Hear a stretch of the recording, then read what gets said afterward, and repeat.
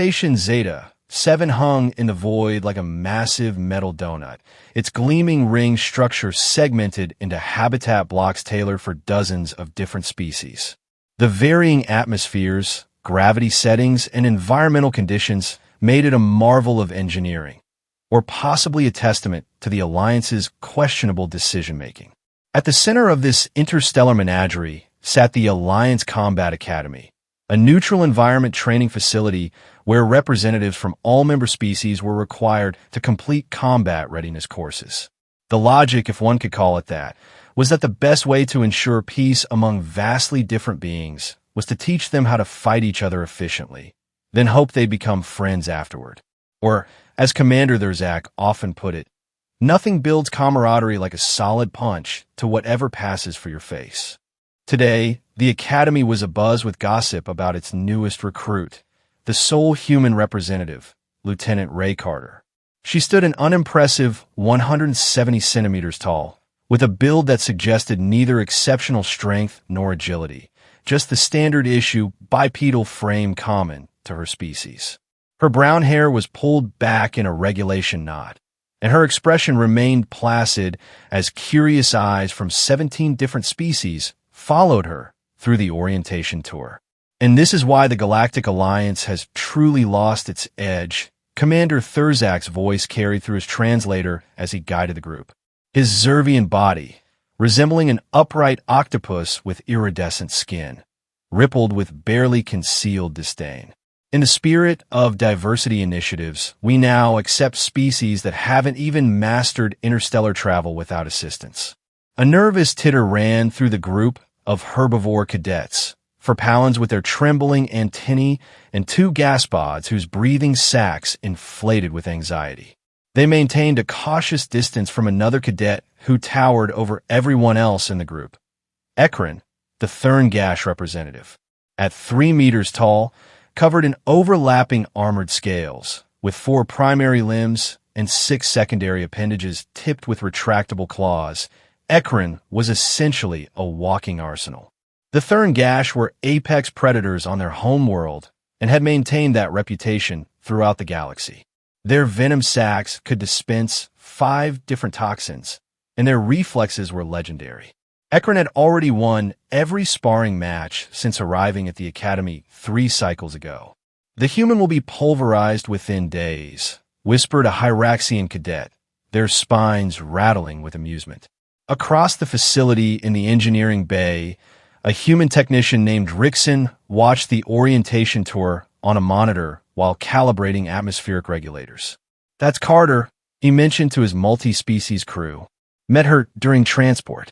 She fixed our stabilizer with nothing but a hairpin and some adhesive tape when we had that gravity flux." A Malorian engineer flicked their sensory fronds. "Resourceful, maybe, but that won't help against Ekron. I saw him dislocate a Dravilian's limbs in 4 different places during last week's training." Rickson shrugged. "You never know with humans. They have this weird knack for turning disadvantages into opportunities." Commander Therzak's voice rang through the station-wide announcement system. "Attention all cadets and instructors. Tomorrow begins Comprehensive Assessment Week. The matchups have been finalized. And yes," his tone shifted to something approaching glee, "Lieutenant Carter will face Cadet Ekron in the combat demonstration spar." The station erupted in gossip, and even Ray's impassive expression twitched slightly as she absorbed this information. But rather than looking troubled, her eyes narrowed with what might have been the faintest hint of calculation. Across the training hall, Ekron's mouth parts clicked together in what the Thurngash considered a smile. The morning began with the variable gravity training module, a transparent chamber that could shift from 0G to twice Earth standard gravity in seconds. Cadets were required to navigate an obstacle course while maintaining combat readiness as gravity fluctuated unpredictably. "Lieutenant Carter, you're up first," Commander Therzak announced, his tentacles coiling with anticipation. "Since Earth gravity is a pathetic 1G, this should be educational for everyone." Ray stepped into the chamber, wearing the standard-issue training uniform. The gravity immediately dropped to 0, and her body lifted off the ground. For several seconds, she flailed like a pufferfish on stimulants, bouncing off walls and barely missing obstacles. The assembled cadets erupted in laughter. "This is what happens when you send prey species to combat school," someone called out. Then gravity slammed to 2G, and Ray crashed to the floor. But instead of struggling, she immediately adjusted her stance, bending her knees and lowering her center of mass. When gravity reversed to negative 0.5G, she used the momentum to push off strategically, catching a handhold that allowed her to control her trajectory through the next obstacle. She didn't complete the course with any particular grace, but she finished it, bruised, disheveled, but methodical in her adaptations to each change. "Barely adequate," Commander Therzak declared, making no effort to hide his disappointment that she hadn't failed completely. "Cadet Ekron, show us how it's done." The massive Thurn Gash entered the chamber and proceeded to demonstrate perfect control through every gravity shift. His multiple limbs gave him advantages in 0G. His strength made 2G seem trivial, and his natural predatory instincts allowed him to reorient instantly during shifts. He finished the course in record time. "That," Therzak said, gesturing with 3 tentacles toward Ekron, "is peak performance. And that, a dismissive wave toward Ray, is what participation trophies get you." As training continued through the day, the pattern repeated. In every physical challenge, Ray performed adequately but unimpressively while Ekron dominated. The Thurn Gash's natural abilities made him seemingly unbeatable, and the betting pool for tomorrow's sparring match grew increasingly lopsided. 100 credits says the human doesn't last 10 seconds, a DAX engineer wagered. "I'm saying 5 seconds, tops," countered a Paulian medic. "Have you seen Ekron's strike speed? Faster than human neural transmission." In the mess hall, Rickson slid onto the bench beside Ray, who was studying something on our datapad. "Making your will?" he joked, but his expression was concerned. Ray angled the pad so he could see. She was reviewing Thurn Gash anatomical diagrams and footage of Ekron's previous matches. "Just homework," she said quietly. "You know, nobody would blame you if you requested a different opponent," Rickson offered. Regulation 47B allows for. "I don't need a different opponent," Ray interrupted, her eyes still on the screen. "I need to understand this one." Rickson noticed how she kept replaying one particular sequence where Ekron had momentarily lost balance after overextending a strike. Most wouldn't have caught it. The recovery had been milliseconds, but Ray had slowed the footage down frame by frame. "You're not actually thinking you can win, are you?" Rickson asked incredulously. Ray finally looked up, her expression unchanged. "Winning isn't always the point. Understanding is." But something in her calm demeanor made Rickson pause. Later that evening, he placed a small bet, every credit he could spare, on Ray lasting longer than 30 seconds against Ekron. His colleagues thought he'd lost his mind. The training arena had been reconfigured for the sparring assessments, with temporary seating installed around the central mat. Safety systems hummed quietly, impact-absorbing fields, medical bots on standby, and monitoring sensors to ensure that demonstration fights remained just that, demonstrations, not actual combat. Still, there was an undeniable bloodlust in the air as cadets and instructors filed in to watch the day's matches. When Ray and Ekron were announced as the final pairing, the excitement reached fever pitch. "I've got 200 credits saying the human is unconscious before she can say I surrender," a Dravillian weapons instructor boasted. "I'm betting she doesn't even get those words out," replied a Garjan navigator. 2 syllables max before she drops. At the technician section, Rickson had managed to convince a few of his team to place small token bets on Ray, more out of species solidarity than any real belief in her chances. "It's like buying lottery tickets," explained a Centaurian engineer. "You know you'll lose, but it's fun to dream." Commander Therzak floated to the center of the mat, his tentacles arranged in formal presentation mode. Today's final demonstration spar will assess adaptability, technique, and strategic thinking in asymmetrical combat scenarios. His tone suggested he considered this match to be anything but asymmetrical. It was, in his mind, and execution. Ray stepped onto the mat wearing the standard training uniform. No special equipment or protection. She performed a simple bow to both Thurzak and her opponent. Ekron entered from the opposite side, his massive frame making the mat vibrate slightly with each step. His scales caught the light, gleaming like wet obsidian. He performed the Thurn Gash equivalent of a bow, a slight lowering of his upper body while maintaining eye contact, a predator's acknowledgement. Standard rules apply, Thurzak announced. The match ends when one participant's signal surrender is rendered unable to continue, or at my discretion. Begin on my mark. The arena fell silent. Even the betting had paused as everyone leaned forward in anticipation. Mark!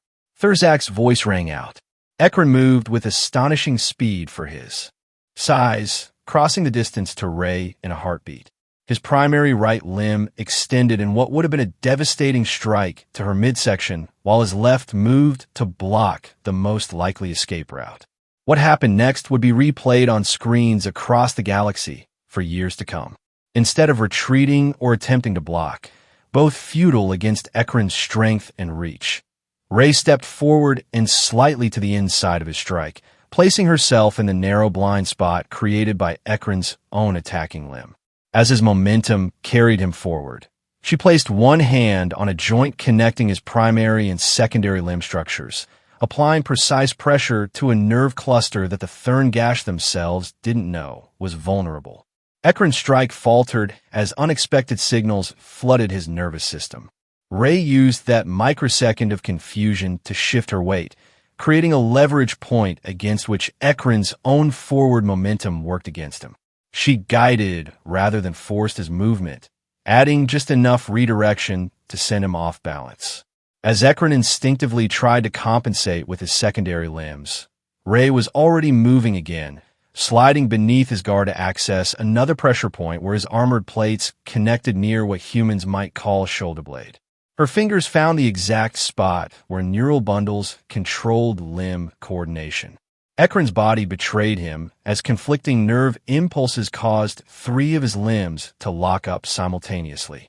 His attempt to pivot created the perfect opportunity for Ray to apply the finishing move, a precise strike to a tertiary balance organ followed by a joint lock that even the Thurn Gash's superior strength couldn't break without dislocating his own limb. The entire sequence took exactly 12 seconds. Ekron, apex predator of the Thurn Gash, terror of 17 star systems, lay immobilized on the mat, one limb awkwardly extended, unable to move without causing himself further pain, his mouthparts clicking in what could only be described as utter confusion. The signal for surrender came as a low-frequency hum from his throat sac. The silence that followed was total, absolute, and stretched for what felt like eternity. Then chaos erupted. "What just happened?" screamed a Paulian cadet, its antennae fully extended in shock. She dismantled him," whispered a combat instructor, using the term typically reserved for taking apart complex machinery. Commander Thurzak's skin had shifted to a pale blue, the Zervian equivalent of a jaw drop. He floated motionless for several seconds before remembering his duties. "Match concluded," he announced, his voice lacking its usual sardonic edge. "Victor, Lieutenant Carter." Ray released the joint lock and stepped back, offering a formal bow to Ekron, who remained on the mat, still trying to process how a creature half his size with a third his strength had so thoroughly defeated him. She extended a hand to help him up, a human gesture of sportsmanship that Ekron stared at uncomprehendingly before slowly regaining his feet without assistance, his pride even more wounded than his body. Across the arena, Rickson and the handful of technicians who'd bet on Ray were jumping up and down, embracing each other in disbelief. The Centaurian who'd compared it to a lottery ticket was weeping with joy, already calculating his winnings. Ekron stood at full height now, looking down at the small human who had just shattered his undefeated record. His mouth parts worked silently for a moment before he managed to vocalize, "How?" But Ray had already turned away, walking calmly toward the exit as discussions exploded around the arena. The most common phrase repeated across 17 different species languages roughly translated to, "Did you see that?" The emergency staff meeting called immediately after the spar had Commander Thurzak's office packed with instructors and academy administrators. The mood was one of barely controlled panic. "We need to completely reassess human classification in the Galactic Threat Index," insisted the head of xenobiology, a Medigan with quivering gill flaps. "If they can neutralize a Thurn gash with such efficiency." One human interrupted the combat tactics instructor. One human with apparently specialized training. "Let's not overreact." Overreact. Thurzak's skin was still off color. "Did you see what I saw? She didn't use strength. She didn't use technology. She used knowledge, precise, targeted knowledge of Thurn gash physiology that even the Thurn gash don't teach outsiders. We should consider that humans might be more dangerous than their physical limitations suggest," offered the Academy's strategic director. "Their historical records show they've always compensated for physical disadvantages with ingenuity. The diplomatic implications are significant," added another administrator. "If word gets out that humans can neutralize apex predator species in seconds." "It's already out," Thurzak cut in, pulling up a screen showing social media feeds across 17 species networks. The footage of the match had gone viral, with translations and commentary spreading exponentially. "We need to get ahead of this narrative before we have a panic." Meanwhile, across the station, the reaction among cadets was equally intense, but far more varied.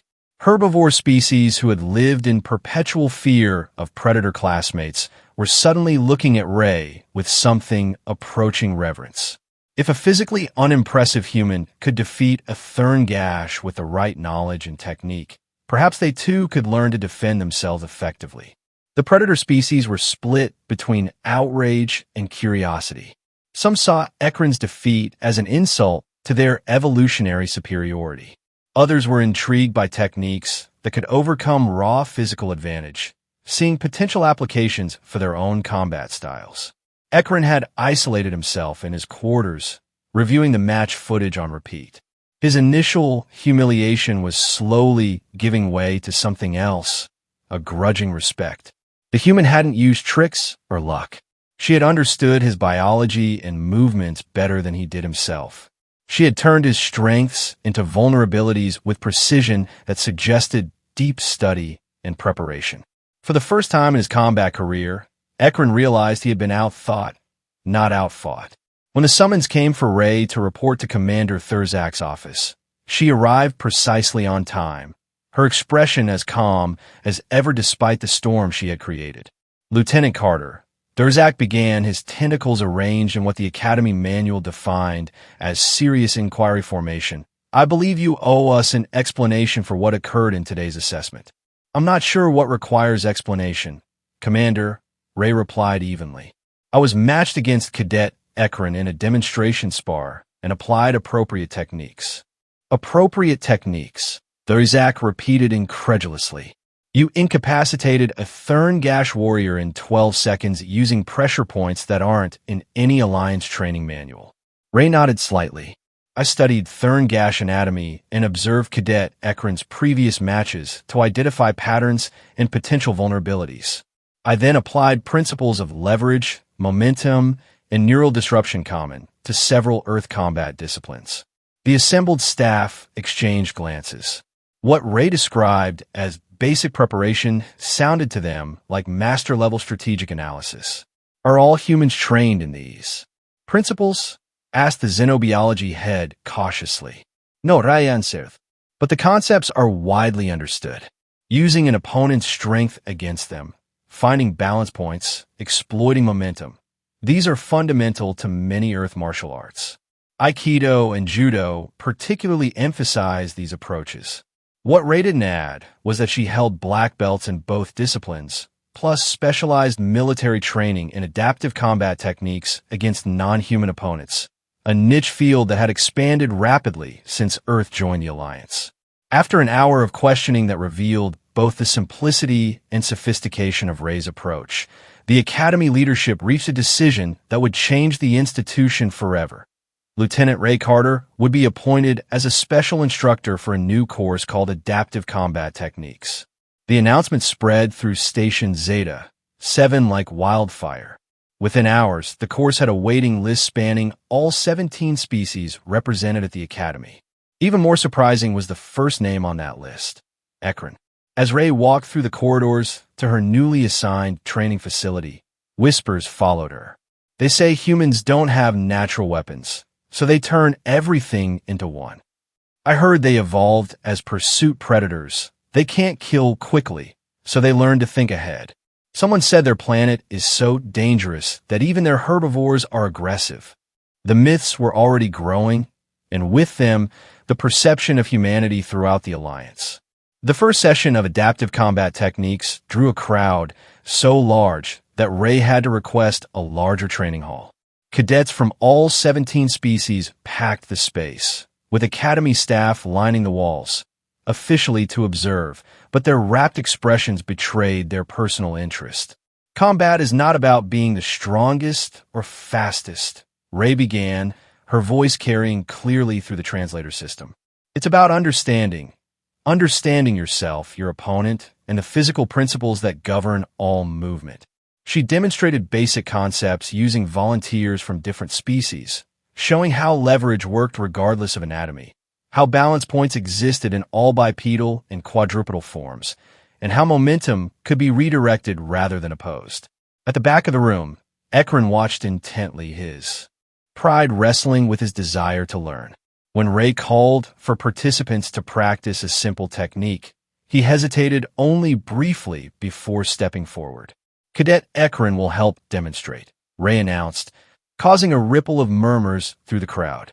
His assistance is particularly valuable because Thurngash physiology represents one of the most combat-optimized forms in the Alliance. The acknowledgement of his species' natural advantages smoothed Ekron's wounded pride enough for him to participate fully. As they moved through the demonstration, something unexpected happened.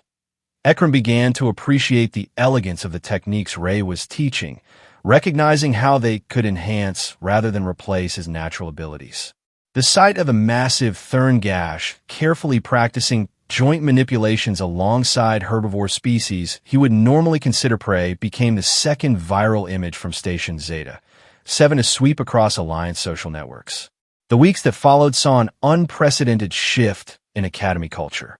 Species that had previously segregated themselves during free time began to train together, sharing insights about their own physiologies to help classmates understand how to adapt techniques for different anatomies. Word of the revolution occurring at the Academy reached the highest levels of Alliance government. Diplomatic observers began arriving at Station Zeta 7, ostensibly on routine inspections, but actually to witness the phenomenon firsthand. The human dismantled a Thurngash in 12 seconds, had evolved from a shocking headline to a galactic idiom meaning appearances can be deceiving or knowledge trumps physical advantage. Political analysts started reframing humanity's role in the Alliance. Previously seen as a minor species with limited contributions to offer, humans were suddenly being courted as strategic partners by species that had once dismissed them. Offers to purchase the Adaptive Combat curriculum or hire Ray as a military consultant flooded in from governments across the galaxy. This sudden shift in power dynamics created inevitable tensions. Hardliners among several predator species warned that sharing combat techniques so freely would upset the natural order. Security agencies debated whether human combat methodologies should be classified as control knowledge. Commander Therzak found himself in the unexpected position of advocating for openness. The purpose of this academy has always been to foster cross-species cooperation, he reminded the Alliance Security Council during an emergency session. Lieutenant Carter has simply shown us that we've been defining cooperation too narrowly. His change of heart wasn't entirely philosophical. The Academy's profile and budget had increased exponentially since Ray's demonstration, with applications for the next training cycle breaking all historical records. For Ray, the attention was both unexpected and uncomfortable. She had come to the Academy simply to fulfill her duty as Earth's representative, not to spark a galactic revolution in combat philosophy. Yet she recognized the opportunity it presented for humanity's standing in the Alliance. Ekron, meanwhile, had undergone his own transformation. Initial humiliation had given way to determination, then to genuine appreciation. He had approached Ray after one training session with a proposition. "We should demonstrate true adaptive combat," he suggested. "Not just me being defeated, but both of us applying these principles together. Show that predator species can benefit from these techniques too, not just be vulnerable to them." The exhibition match was scheduled as the culmination of the training cycle. Unlike the famous 12-second spar, this would be a choreographed demonstration showcasing how different species could adapt techniques to their unique physiologies. The arena was even more packed than before, with diplomatic observers from 23 species squeezed in alongside Academy personnel. The atmosphere was electric with anticipation. Ray and Ekron entered the mat together, performing synchronized formal bows to the audience. What followed was nothing short of revolutionary, a dance of technique and counter-technique, with each combatant showcasing both offensive and defensive applications. Ekron demonstrated how Thurn-Gash natural weapons could be integrated with human redirection principles, creating hybrid moves that enhanced his already formidable abilities. Ray showed how human adaptability could counter even these enhanced techniques. Neither dominated, neither submitted. The match ended in a respectful draw that earned a standing ovation from the assembled crowd. As they bowed to each other at the conclusion, Ekron spoke quietly, so only Ray could hear, "You could have defeated me again if you wanted to." Ray's expression remained neutral, but her eyes crinkled slightly at the corners, the closest she usually came to. Smiling. "That wasn't the point today." "No," Ekron agreed. "The point was that true strength comes from adaptation, not just natural advantage." He paused. "Your species understood this long before meeting ours." "Necessity," Ray replied simply. "When you're not the strongest, you learn to be the smartest." The success of the Adaptive Combat Program transformed Station Zeta 7 from a standard Academy outpost to the most prestigious training facility in the Alliance. Its new motto, borrowed from ancient Earth military philosophy, resonated across species boundaries. Know your enemy and know yourself, and in 100 battles, you will never be defeated. As the next cycle of cadets arrived, including 5 more humans eager to build on Ray's foundation, she prepared to welcome them with her characteristic calm efficiency. Standing beside her was Ekron, now her official assistant instructor, his former arrogance replaced by thoughtful confidence. Rumors circulated that the Alliance Security Council was creating a new division dedicated to cross-species combat integration, with both Ray and Ekron being considered for leadership positions.